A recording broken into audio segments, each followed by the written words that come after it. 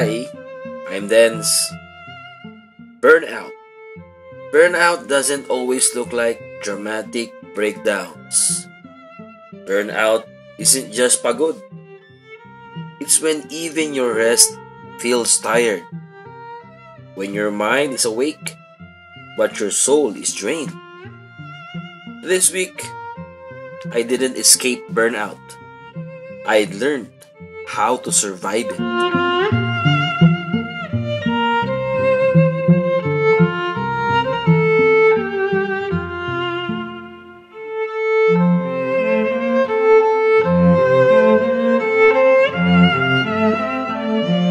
Okay, so kakahatid lang natin kay Kimi sa aking anak sa school.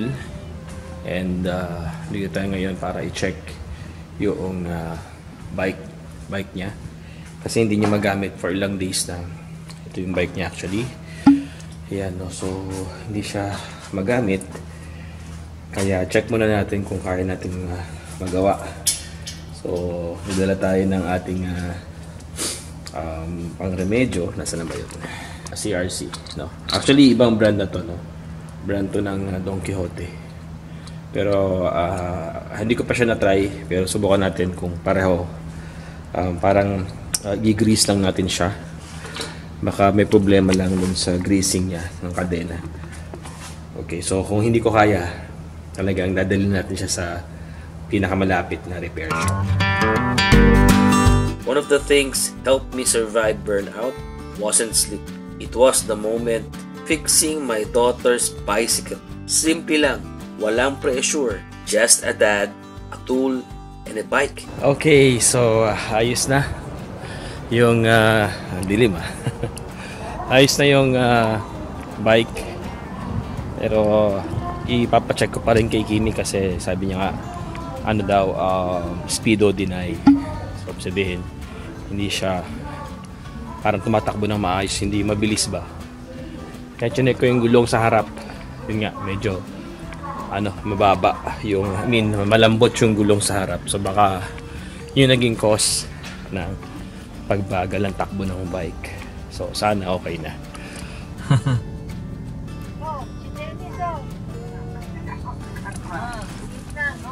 Hello, Inang. O tanjobi medito gozaimasu. Birthday niyo po ngayon eh. Birthday na ngayon, no? Opo. Genki desu ka? Genki yo.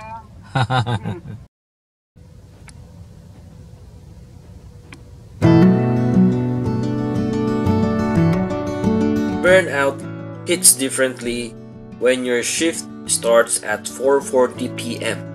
and ends at 1:30 a.m. Your body's awake, pero yung spirit mo naghahanap ng sign na matatapos din dito. Tahara this week felt long, physically draining, mentally heavy, emotionally hollow, and honestly, ito na yung part na ramdam ko na, Lord, pahinga naman. Minsan, hindi dahil mahina tayo, but because we carry too much for too long. Sometimes, because we don't know when to say stop.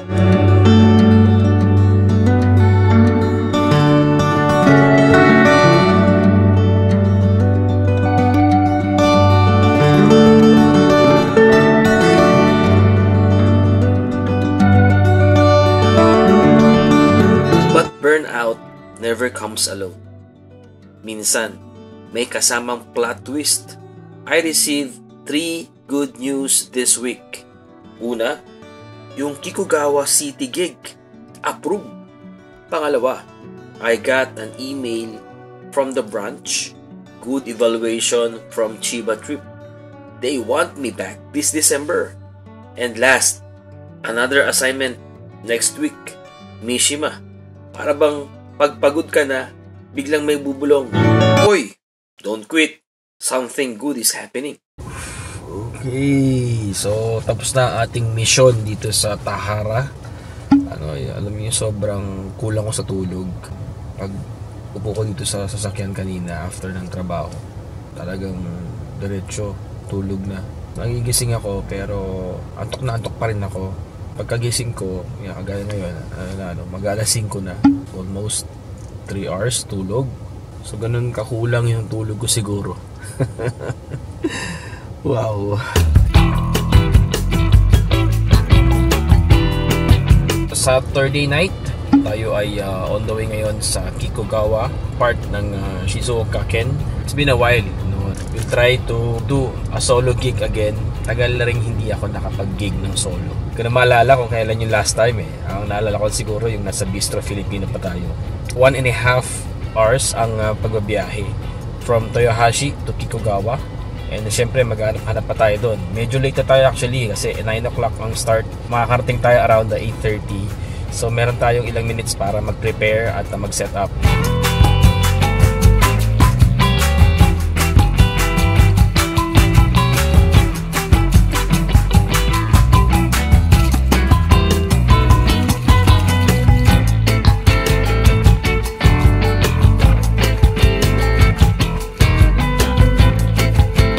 Okay, so 6 minutes. Parang ang dilim dito Hindi ko alam kung city ba ang Kikugawa. Actually, talagang first time ko dito. Wala akong makitang kailaw-ilaw. Wow, grabe ito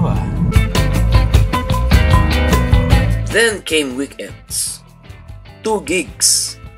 One in Kikugawa City at Lily Coffee and Cafe Bar, Saturday night. And another in Nagoya for a fun run, Sunday afternoon.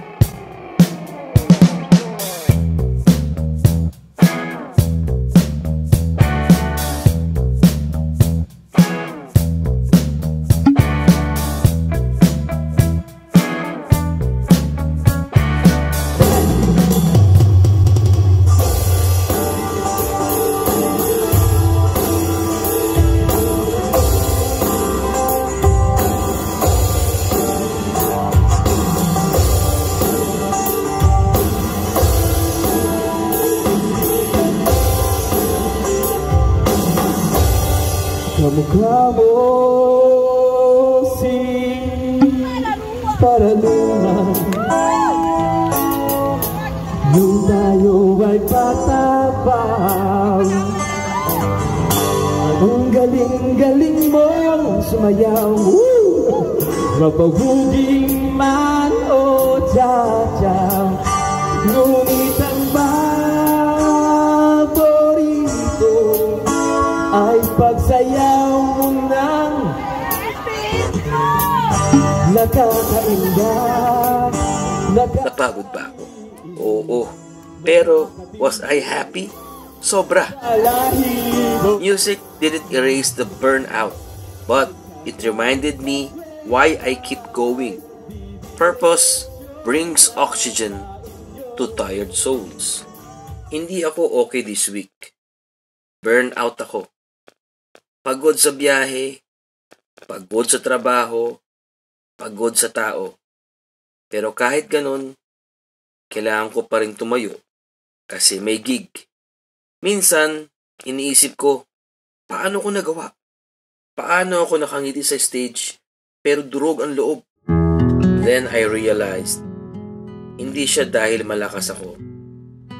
It's because my body goes into survival mode. Kapag may commitment, when people depend on you, you just show up. And maybe that's the curse and gift of being a performer.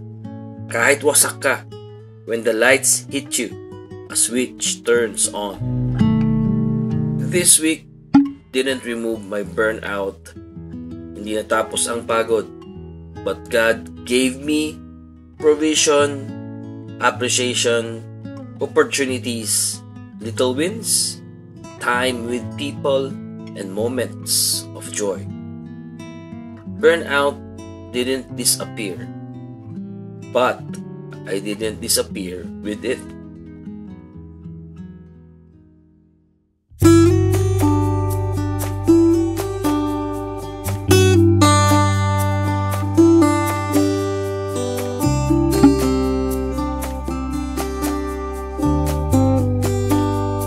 I had another airport service this week.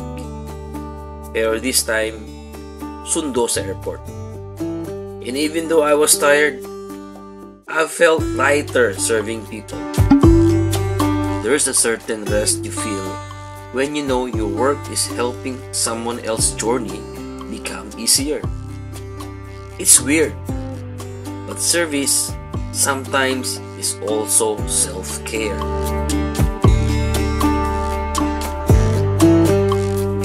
Hindi ko tinago ang burnout, pero tinawid ko. Because sometimes, purpose overrides exhaustion. Pero sa gitna ng pagod, God reminded me, my grace is sufficient for you. Hindi ko kinaya dahil malakas ako.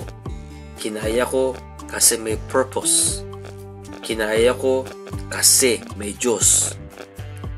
This isn't about pretending you're okay. It's about surviving one day at a time and trusting that healing will come.